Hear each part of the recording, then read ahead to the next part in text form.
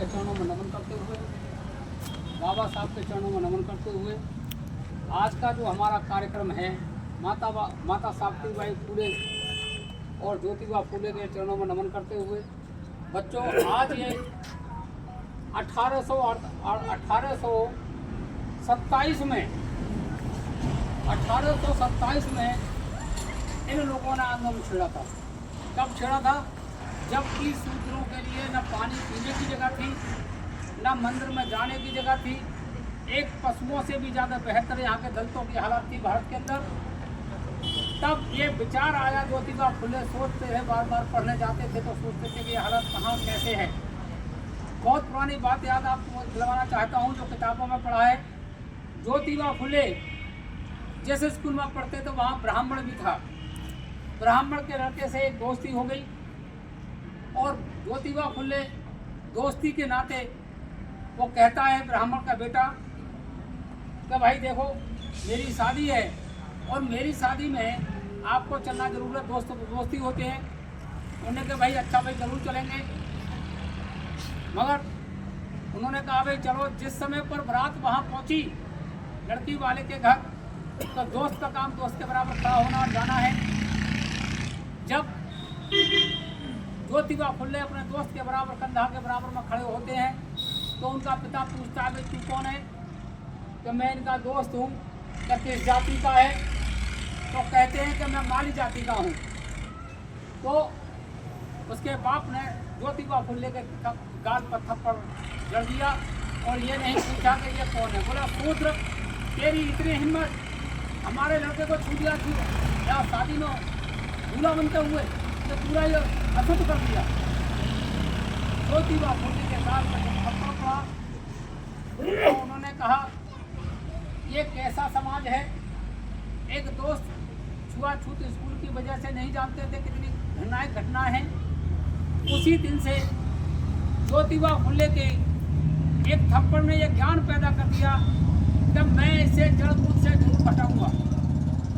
उसी दिन से ज्योतिबा फुले क्रांतिकारी हो गए और क्रांतिकारी होते होते होते आज देखिए उन्होंने 1848 को अपनी बीवी को पढ़ाया। जब इनकी शादी माता सावित्रीबाई की शादी 9 वर्ष के में हुई तो ये 14 वर्ष के थे। जब ये देखा दोनों मियाँ बीवी, हम चाहते हैं कि युवा पीढ़ी भी आज ये सोचे कि भाई मेरी पत्नी यदि कम पढ़ी लिखी है या दोनों पढ़े लिखे हैं, दोनों में एक रास्ता ऐसा है पति पत्नी का कि इससे तो समाज में और बड़ा कोई संबंध है ही नहीं। चाहे वो खटास से गुजार ले, चाहे वो प्यार से गुजार ले, 2 रास्ते हैं इसके। चाहे मध्य में गुजार ले, बशर्ते ये है कि इन दोनों को अपनी ज़िंदगी एक दूसरे के सारे ही जीना पड़ेगा। ये हमारे पुरातत्व की यहाँ की भारत की संस्कृति है। इसके लिए दोनों को ही स्वीकार करना पड़ेगा।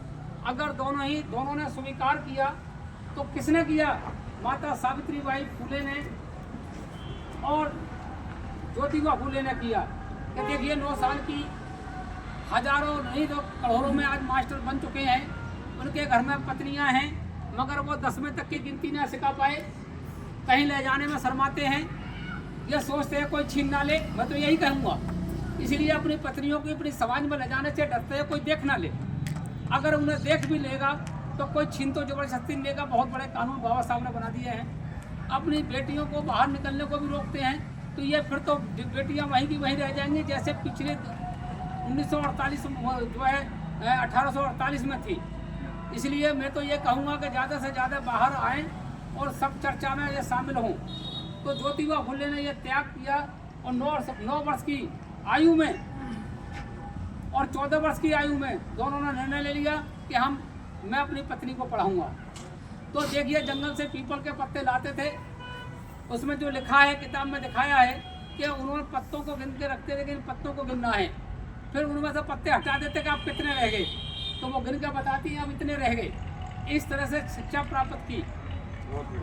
उसके बाद में धीरे से ज्योतिबा फुले जब गांव में ये देखने लगे किसी ने ब्राह्मण नहीं थे बराबर में पता चल गया तो वो अपनी पत्नी को पढ़ाता है। तो उन्होंने कहा ये तो बहुत बुरा धर्म कर रहा है।